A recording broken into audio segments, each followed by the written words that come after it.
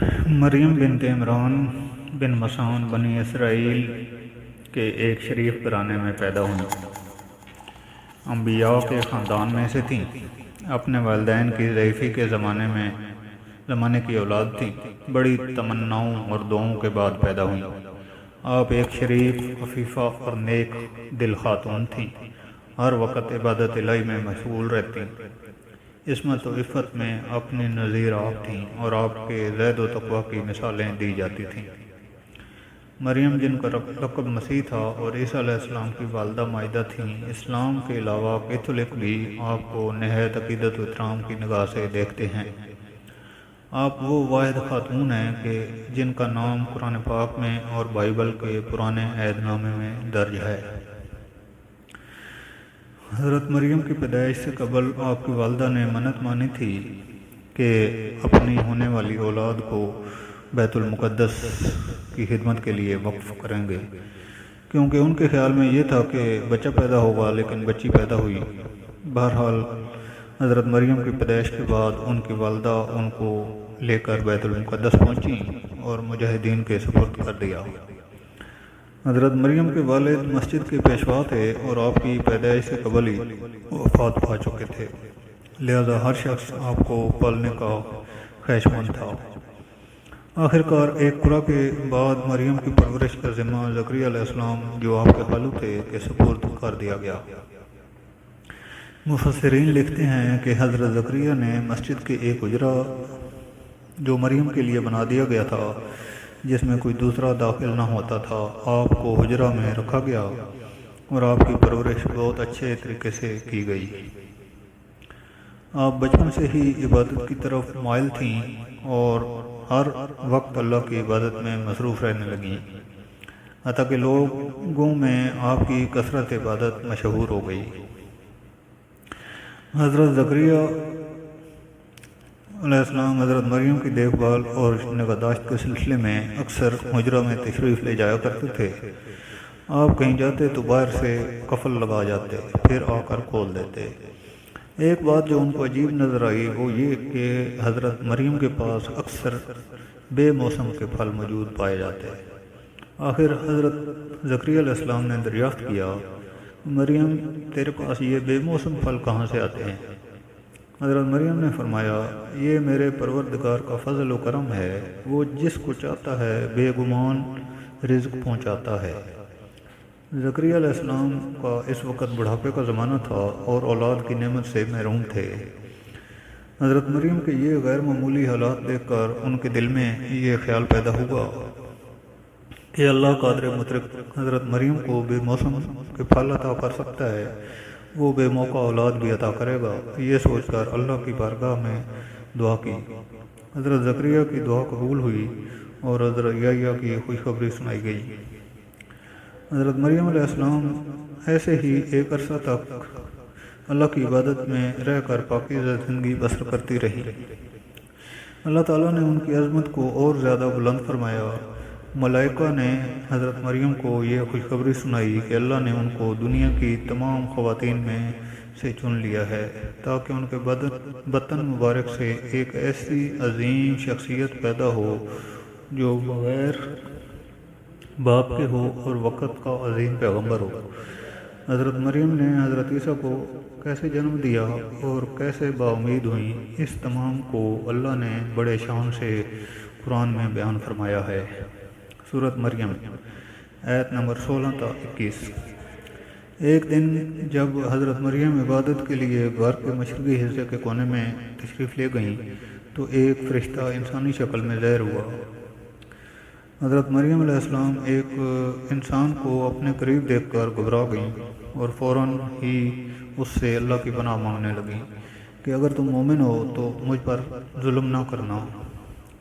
بعض روایات میں ہے کہ جبرائیل اللہ کے نام کی تعظیم کے لیے کچھ پیچھے ہٹ گئے اور فرمایا، میں ایک فرشتہ ہوں جو اللہ کی طرف سے بھیجا گیا ہوں تاکہ آپ کو ایک پاکیزہ لڑکے کی خوشخبری دوں۔ حضرت مریم کو انتہائی تعجب ہوا اور بولی، یہ کیسے ممکن ہے، کیونکہ وہ شادی شدہ نہ تھیں۔ فرشتے نے کہا، اللہ عز و جل ہر بات پر قادر ہیں، اس کی بارگاہ میں سب کچھ آسان ہے۔ پہلے سے طے ہو چکا کہ آپ کو ایسا عظیم المرتبت بچہ دیا جائے گا جو ایک پیغمبر ہوگا، بغیر باپ کے ہوگا اور دنیا جہان کے لیے نشانی ہوگا۔ روایات میں ہے کہ حضرت جبرائیل علیہ السلام نے ان کے گریبان میں ایک پھونک ماری جس سے آپ کو حمل ٹھہر گیا، اور قرآن پاک میں سورۃ تحریم آیت نمبر 12 سے بھی اس بات کا ثبوت ملتا ہے۔ حضرت مریم جب حاملہ ہوئیں تو ایک دور جگہ چلی گئیں۔ اس بارے میں ایک قصہ کئی بزرگوں نے ذکر کیا ہے۔ جب آپ کا حمل ظاہر ہوا تو سب سے پہلے بنی اسرائیل کے ایک عابد و زاہد شخص وہب بن منبہ نے، جو آپ کے خالہ زاد بھائی بھی تھے، انتہائی تعجب سے پوچھا، اے مریم، کیا بیج کے بغیر کھیتی ہو سکتی ہے؟ فرمایا، جی ہاں، بتاؤ کس نے پہلی مرتبہ کھیتی کو پیدا کیا؟ پھر پوچھا، کیا بغیر مرد کے اولاد ہو سکتی ہے؟ فرمایا، ہاں، اللہ عز و جل نے آدم کو بغیر ماں اور باپ کے پیدا فرمایا۔ پھر کہا، اچھا اپنی خبر بھی دو۔ حضرت مریم نے فرمایا، اللہ نے مجھے خوشخبری دی ہے اپنی طرف سے ایک نشانی جس کا نام عیسیٰ بن مریم ہوگا، دنیا اور آخرت میں صاحب مرتبت ہوگا، لوگوں سے بچپن میں اور بڑھاپے میں کلام کرے گا۔ محمد بن اسحاق فرماتے ہیں، جب حضرت مریم کے حاملہ ہونے کی خبر بنی اسرائیل میں عام ہوئی تو بہت سے افراد نے زکریا علیہ السلام کے گھر آنا جانا بند کر دیا اور آپ پر الزام اور بہتان لگانے لگے۔ حضرت مریم نے لوگوں سے علیحدگی اختیار کر لی اور دور تنہائی میں چلی گئی۔ جب درد ذیل شروع ہوا تو آپ نے ایک درخت کا سہارا لیا اور تنے کو پکڑ کر نیچے بیٹھ گئیں۔ حضرت انس رضی اللہ تعالیٰ عنہ سے منقول ہے کہ کھجور والی جگہ وہی ہے جہاں لحم ہوا ہے۔ درد سے بے چین، بدنامی کا خیال، آخر گھبرا کر کہنے لگیں کہ کاش میں پہلے مر گئی ہوتی اور بھولی بسری ہو گئی ہوتی۔ سورۃ مریم آیت نمبر 12۔ بے سر سبانی کے اس مشکل وقت میں اللہ تعالیٰ نے حضرت مریم کے قدموں کے قریب ایک نہر جاری کر دی اور ندا آئی، پانی پیو اور کھجور کھاؤ تاکہ جسم کو تقویت پہنچے، پھر اپنی اولاد کو دیکھ کر آنکھوں کو ٹھنڈک پہنچاؤ۔ حضرت مریم کی پریشانی دور کرنے کے لیے کہا گیا، اگر تم سے کوئی شخص اس بچے کے بارے میں پوچھے تو اشارے سے کہہ دینا کہ میں چپ کا روزہ رکھا ہے۔ جب حضرت مریم کو کچھ تسلی ہوئی اور حضرت عیسیٰ پیدا ہوئے، پھر آپ اپنے بیٹے کو لیے اپنی قوم کے پاس آئیں۔ قوم کے لوگ آپ کی گود میں بچہ دیکھ کر غضبناک ہو گئے اور آپ کے عبادت گزار اور پاکیزہ خاندان کا حوالہ دیتے ہوئے ایسے بدگمان ہوئے اور الزام لگانا شروع کر دیے۔ جب حالت زار تنگ ہو گئی اور سمجھ بوجھ کے دروازے بند ہو گئے اور توکل کا مدار صرف اللہ کی ذات رہ گئی تو مریم نے بچے کی طرف اشارہ کرتے ہوئے کہا کہ اس بچے سے بات کر لو، تمہارے سارے سوالات کے جواب یہ دے گا۔ سرکش لوگوں نے کہا، بھلا یہ دودھ پیتا بچہ ہمارے سوالوں کے جواب کیسے دے گا؟ ہم کیوں اس سے گفتگو کریں؟ قوم کا یہ کلام سن کر حضرت عیسیٰ نے بولنا شروع کر دیا، جس کا ذکر اللہ جل جلالہ نے قرآن مجید میں یوں فرمایا ہے۔ ترجمہ: اور جب بچہ نے کہا کہ میں ہوں اللہ کا بندہ، اس نے مجھے کتاب دی اور مجھے نبی بنایا، اس نے مجھے مبارک کیا اور اس نے مجھے نماز، روزہ، نماز، زکوٰۃ کی تاکید فرمائی جب تک میں جی ہوں، اپنی ماں سے اچھا سلوک کرنے والا، اور مجھے بدبخت نہیں بنایا، اور سلامتی ہے مجھ پر جس دن میں پیدا ہوا اور جس دن میں مروں اور جس دن زندہ اٹھایا جاؤں گا۔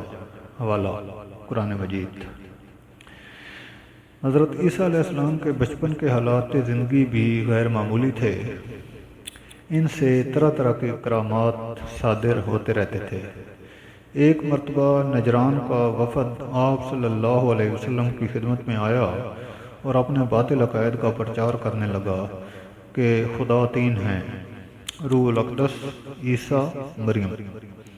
اللہ تعالیٰ نے سورۃ آل عمران کی آیت نمبر 59 و 60 میں اس کا رد فرمایا اور حضرت عیسیٰ کی ابتدائی تخلیق، پھر ان سے پہلے ان کی ماں کی تخلیق کا ذکر فرمایا، پھر اپنے پیغمبر محمد صلی اللہ علیہ وسلم کو مباہلے کا حکم دیا۔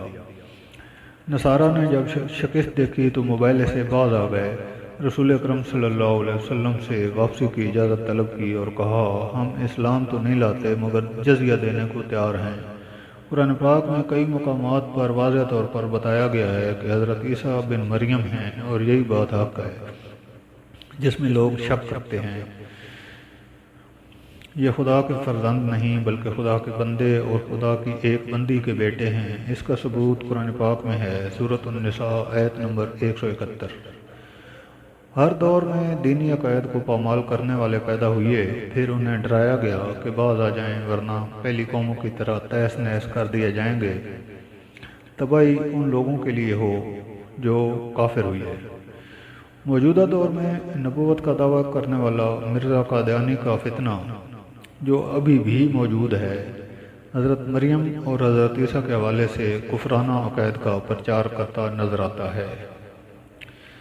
بخاری شریف میں حضرت عبادہ بن صامت رضی اللہ تعالیٰ عنہ سے مروی ہے کہ رسول اللہ صلی اللہ علیہ وسلم نے فرمایا، جس نے گواہی دی کہ اللہ کے سوا کوئی معبود نہیں، وہ اکیلا ہے، اس کا کوئی شریک نہیں، اور محمد صلی اللہ علیہ وسلم اللہ کے بندے اور اس کے رسول ہیں، اور عیسیٰ علیہ السلام اللہ کے بندے اور رسول ہیں، جن کو اللہ نے مریم کی گود میں ڈالا اور اسی کی روح ہیں، اور جنت حق اور جہنم حق ہے، تو اللہ ایسے کو جنت میں ضرور داخل فرمائیں گے چاہے وہ جیسے بھی عمل لے کر آئیں۔